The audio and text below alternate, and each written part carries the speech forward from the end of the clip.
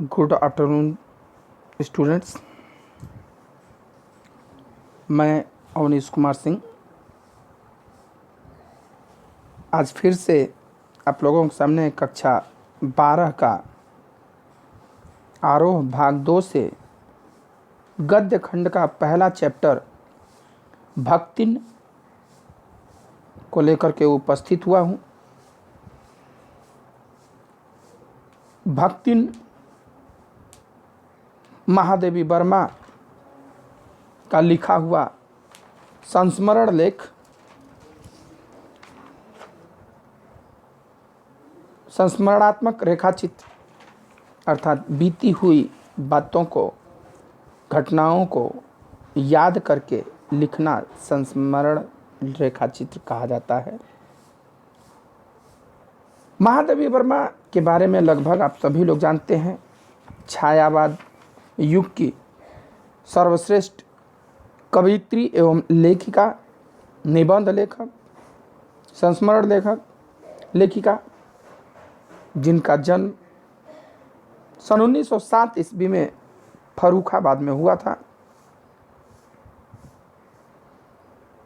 आप लोग इनके बारे में पढ़ चुके हैं, क्लास 9th में पढ़े मेरे बचपन के दिन, जिनमें इनके जीवन के बारे में जाना कि किस प्रकार से इनके परिवार में पिछले कई पुश्तों से बेटियां नहीं हुई थी, तो बेटी पैदा ये हुई तो काफ़ी उत्साह रहा, उत्सव रहा। उस समय इन्हें वह सब कुछ नहीं सहना पड़ा जो उस समय की लड़कियों को सहना पड़ता था, अर्थात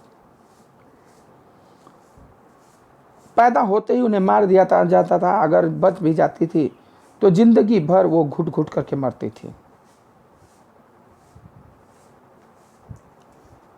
इनके दादाजी इन्हें विदुषी बनाना चाहते थे। उर्दू के जानकार थे तो उन्हें उर्दू सिखाना चाहते थे, लेकिन उर्दू वाले मौलवी साहब आए पढ़ाने। पहले दिन तो किसी तरह पढ़ी, लेकिन दूसरे दिन मौलवी साहब को देखते ही चारपाई के नीचे छिप गई। तो उन्होंने फिर इन्हें उर्दू पढ़वाने का प्रयास नहीं किया। इनके परिवार में हिंदी का माहौल नहीं था। इनकी माताजी जब जबलपुर से शादी करके आई तो वही हिंदी बोलने वाली थी, अर्थात हिंदी लेकर के आई। अपनी माँ के साथ इनका काफ़ी लगा, उनके साथ ही पूजा पाठ, भजन कीर्तन इत्यादि करती रहती थी, मीरा के पद गाती रहती थी।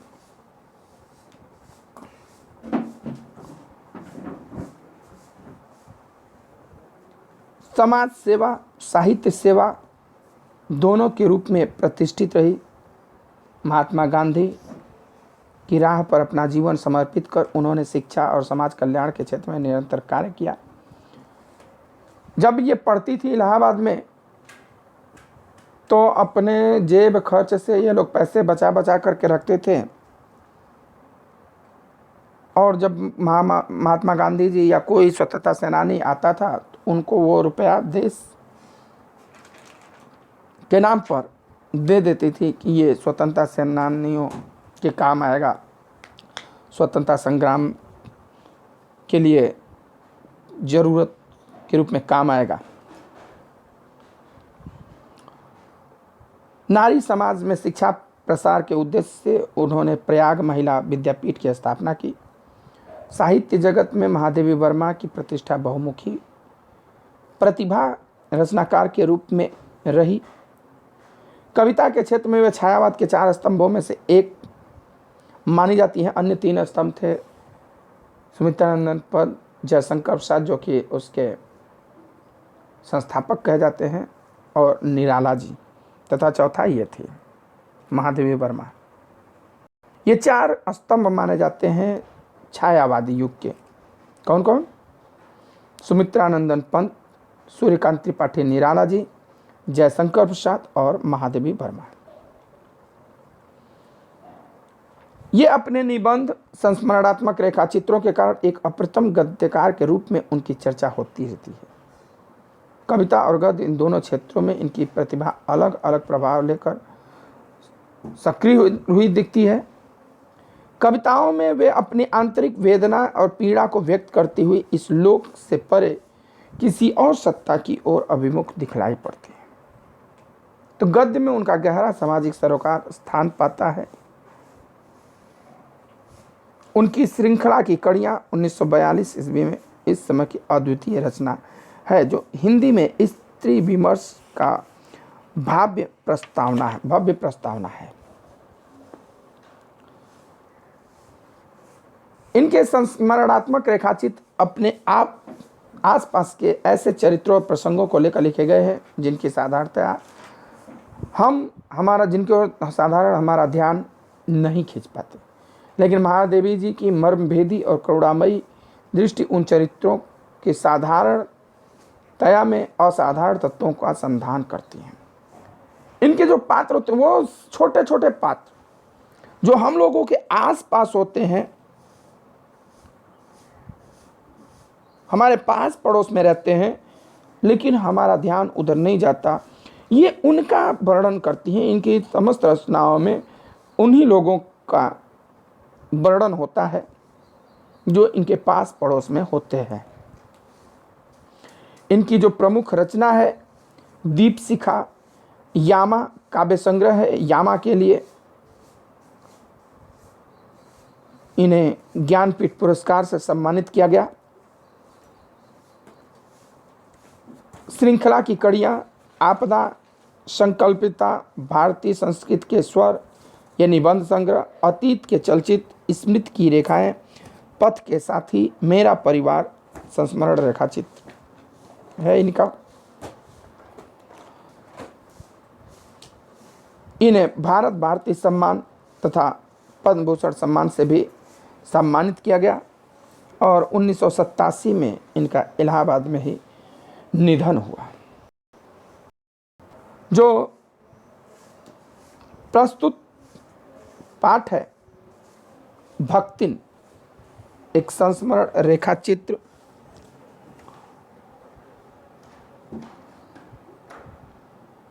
इसमें महादेवी जी ने अपनी सेविका भक्तिन के अतीत और वर्तमान का परिचय देते हुए उसके व्यक्तित्व का बहुत दिलचस्प खाका खींचा है। उनकी एक नौकरानी है। देखिए, अक्सर लोग अपने घर के नौकर चाकर इत्यादि का वर्णन करना उचित नहीं समझते हैं।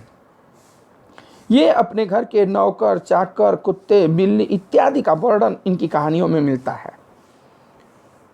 महादेवी के घर में काम शुरू करने से पहले उसने कैसे एक संघर्षशील, स्वाभिमानी और कर्मठ जीवन जिया, कैसे पितृसत्तात्मक मान्यताओं और छल छद्म भरे समाज में अपने और अपनी बेटियों के हक की लड़ाई लड़ती रही और उसमें हार कर कैसे जिंदगी की राह पूरी तरह बदल लेने के निर्णय तक पहुंची, इसका वर्णन है। इसके साथ साथ भक्तिन महादेवी जी के जीवन में आकर छा जाने वाली एक ऐसी परिस्थिति के रूप में दिखलाई पड़ती है जिसके कारण लेखिका के व्यक्तित्व के कई अनछुए आयाम उद्घाटित होते चलते जाते हैं।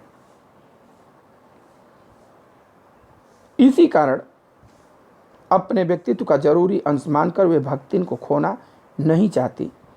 समग्रतः इस पाठ को परिस्थितिवश अक्खड़ बनी पर महादेवी ने के प्रति अनमोल आत्मीयता से भरी भक्तिन के बहाने स्त्री अस्मिता की संघर्षपूर्ण आवाज के रूप में भी इसे जाना जा सकता है।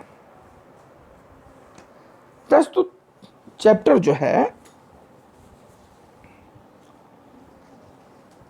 भक्तिन है कौन, वो उनकी नौकरानी है। अब शुरू करते हैं।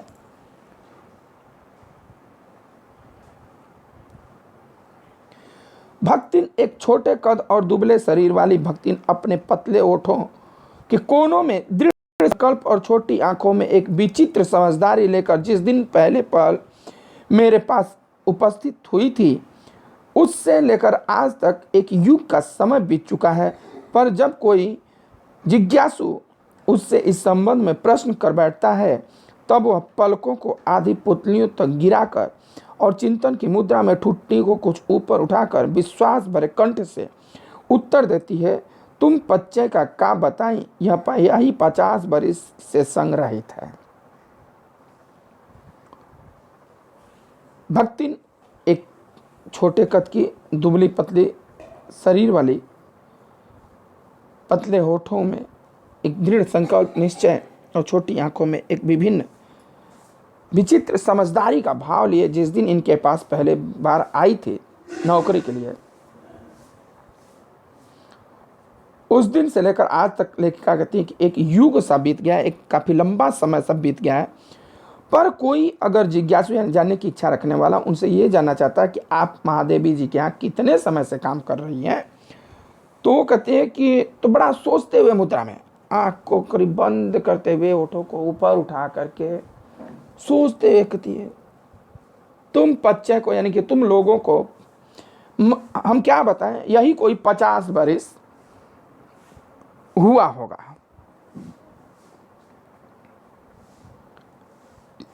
लेखिका कहती है कि इस हिसाब से मैं 75 की ठहरती और वह 100 वर्ष की आयु भी पार कर जाती है।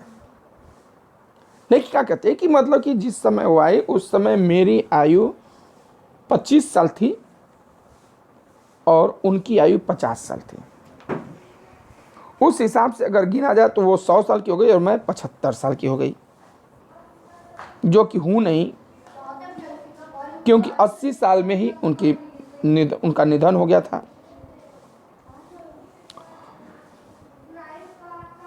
इसका भक्त इनको पता नहीं कि मैं कितने साल की हो गई। जितना हिसाब से बता रहे हो तो उस हिसाब से तो मैं 100 साल की हो गई, पर वो 100 साल की है नहीं।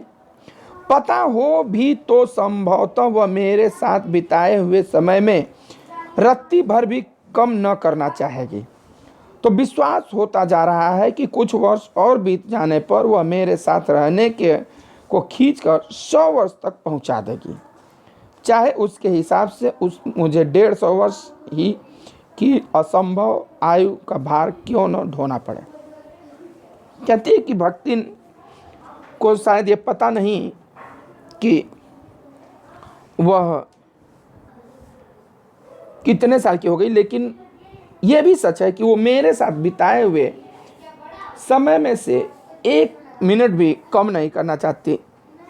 अब कुछ दिन और बीत जाए तो शायद वो खींच करके मेरे साथ बिताए हुए समय को 100 साल कर दे, उसके लिए उसे 150 साल की असंभव सी आयु क्यों न जीना पड़े। सेवक धर्म में हनुमान जी से स्पर्धा करने वाली भक्तिन किसी अंजना की पुत्री न होकर के एक अनाम में धन्या गोपालिका की कन्या है, नाम है लक्ष्मी अर्थात लक्ष्मी। क्या सेवक धर्म में हनुमान जी कहा जाता है कि सबसे महान जो सेवक है वो हनुमान जी है। प्रभु श्री राम की सेवा जिस भाव से उन्होंने किया उस भाव से कोई सेवक सेवा नहीं किया होगा। निस्वार्थ भाव से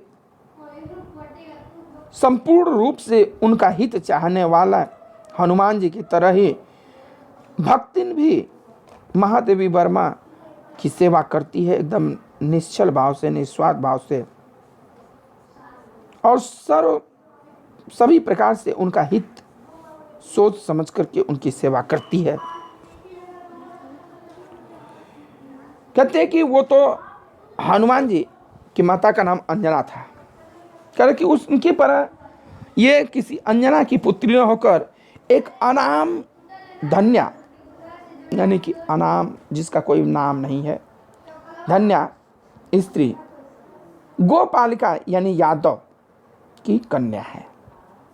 एक यादव परिवार से बिलोंग करती है महादेवी वर्मा ने भक्तिन, जिसका नाम लक्ष्मी है।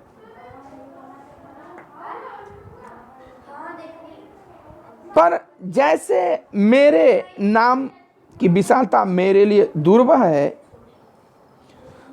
वैसे ही लक्ष्मी की समृद्धि भक्तिन के कपाल की कुंचित रेखाओं में नहीं बच सकी। दुर्लभ जिसे ढोया न जा सके, जिसे ढोना कठिन हो, जिसे ले जाना कठिन हो, उसे दुर्लभ कहते हैं। दुर्लभ मीन्स ढोना कठिन हो। तो महादेवी वर्मा जी कहती जिस प्रकार से मेरे नाम की विशालता मेरे लिए ढोना कठिन है, महादेवी है, नाम क्या है महादेवी, भाई उस हिसाब से काम भी होना चाहिए। कहते जिस प्रकार से मेरे नाम की विशालता मेरे लिए दुर्बह है, उसी प्रकार से लक्ष्मी की समृद्धि भक्तिन के कपाल की कुंचित रेखाओं में नहीं बच सकी। भाई लक्ष्मी भी सुख समृद्धि का प्रतीक है, लेकिन भक्तिन के जीवन में सुख समृद्धि कभी वैसा दिखा नहीं। उसकी माथा की सिकुड़ी हुई रेखाओं से, कुंचित यानी सिकुड़ी हुई रेखाओं से ये पता चल सकता है कि इसके नाम में वो विरोधाभास ही है। प्रायः सभी को अपने अपने नाम का विरोधाभास लेकर जीना पड़ता है, पर भक्तिन बहुत समझदार है, क्योंकि कहते हैं कि बहुत से लोगों को अपने नाम का विरोधाभास लेकर के जीना पड़ता है। आंख के अंधे नाम नयन सुख है, आंख से दिख नहीं रहा, नाम क्या है? नयन सुख। मन में दुख है लेकिन नाम है मन सुख। तो इस प्रकार से इस संसार में बहुत से लोगों को अपने नाम के विपरीत रूप रंग कर्म मिलता है, पर भक्तिन समझदार थी। किस बात की समझदार? क्योंकि वह अपना समृद्धि सूचक नाम किसी को बताते नहीं। कि भाई जब लोग सुनेंगे कि मैं गरीब हूं, भीख मांग रही हूं या नौकरानी की काम कर रही हूं और नाम क्या? लक्ष्मी का। ओ नाम लक्ष्मी और काम नौकरानी का, इसलिए वो अपना वास्तविक नाम किसी से बताती नहीं थी। लेकिन जब पहली बार नौकरी की खोज में आई थी, तब ईमानदारी का परिचय देने के लिए उसने शेष इतिवृत्ति के साथ यह भी बता दिया, पर इस प्रार्थना के साथ कि मैं कभी भी इस नाम का उपयोग न करूं। कहे कि अपनी ईमानदारी का परिचय देते हो कि मैं ईमानदार हूं, झूठ नहीं बोलती हूं। जब आई तो अपने जीवन की शेष इतिवृत्ति में वृत्तांत, बीती हुई कहानियां, बीती हुई घटनाएं, अपने बारे में सभी घटनाएं कहानियां सुनाते हुए जब यह रह रही थी, तो उसी समय अपना नाम भी बताई, लेकिन एक अनुरोध के साथ कि कभी भी मेरे इस नाम से मुझे न पुकारे। लेकिन क्या कहते हैं कि अगर उपनाम रखने की प्रतिभा होती तो मैं सबसे पहले उसका प्रयोग अपने ऊपर करते। इस तथ्य को वह देहातीन क्या जाने, इसी से जब मैंने कंठी माला देकर उसका नया नामकरण किया, तब वह भक्तिन जैसे कवित्वहीन नाम को पाकर भी गद उठे। लेकिन क्या कहती कि अगर उपनाम अब रखने का परंपरा होता तो मैं अपना नाम लक्ष्मी रख लेती। वो इसकी महत्ता को क्या समझे, लेकिन फिर भी आई थी मेरे यहाँ तो सर के बाल मुड़ाई हुई थी, गले में कंठी माला, ललाट पर तिलक लगाई हुई थी, तो उसके वेशभूषा को देख करके मैंने उसका नाम भक्ति रख दिया। लेकिन क्या कहते हैं कि कवित्वहीन, जिसमें कोई रस नहीं, कोई अलंकार नहीं, ऐसा नाम पा करके भी वह गदगद होठी, यानी प्रसन्नचित होठी। भक्तिन के जीवन का इतिवृत्त बिना जाने हुए उसके स्वभाव को पूर्णतः क्या अंशतः समझना भी कठिन होगा। भक्तिन के जीवन के बीती हुई घटनाओं को जाने बगैर उसके बारे में थोड़ा क्या, पूर्णतः क्या, थोड़ा भी समझना कठिन होगा कि भक्तिन क्या है, कैसे यहाँ तक पहुँची। ये सब जानने के लिए उसके अतीत को जानना होगा। तो अब यहाँ पर अब उसके अतीत के बारे में कहती हैं कि वह ऐतिहासिक झूसी के में एक ऐतिहासिक झूसी में गांव प्रसिद्ध एक सुरमा की इकलौती बेटी थी। झूसी इलाहाबाद गंगा के तट पर बसा हुआ एक शहर है। झूसी जो इलाहाबाद जाता होगा या अधर से तो पहले ही पड़ता है, जो गंगा पुल पड़ता है, गंगा पुल के इस पार है। वहीं की एक सुरमा यानी पहलवान, सुरमा यानी कि वीर पहलवान की इकलौती बेटी थी। एकलौती बेटी ही नहीं, विमाता की किंवदंती बन जाने वाली ममता की छाया में भी पली है। विमाता बिना माता के या सौतेली माता के किंवदंती कहानियों, जो कहानी बन जाती है जिसकी गाथा, ऐसा चरित्र बन जाने वाली ममता की छाया में भी वो पली थी। 5 वर्ष की वय यानी कि अवस्था में ही, आयु में ही उसे हंडिया ग्राम के एक संपन्न गोपालक की सबसे छोटी पुत्रवधू बनाकर पिता ने शास्त्र से 2 पग आगे रहने की ख्याति कमाई और 9 वर्षीय युवती का गौना देकर विमाता ने बिना मांगे धन लौटाने वाले महाजन का पुण्य लूटा। उस समय बाल विवाह का प्रचलन था। कन्याओं का शादी 5 वर्ष, 6 वर्ष, 7 वर्ष, 8 वर्ष में कर दिया जाता था। तो उसके पिता भी हंडिया, भदोही जिला में हंडिया पड़ता है, इलाहाबाद से पहले ही।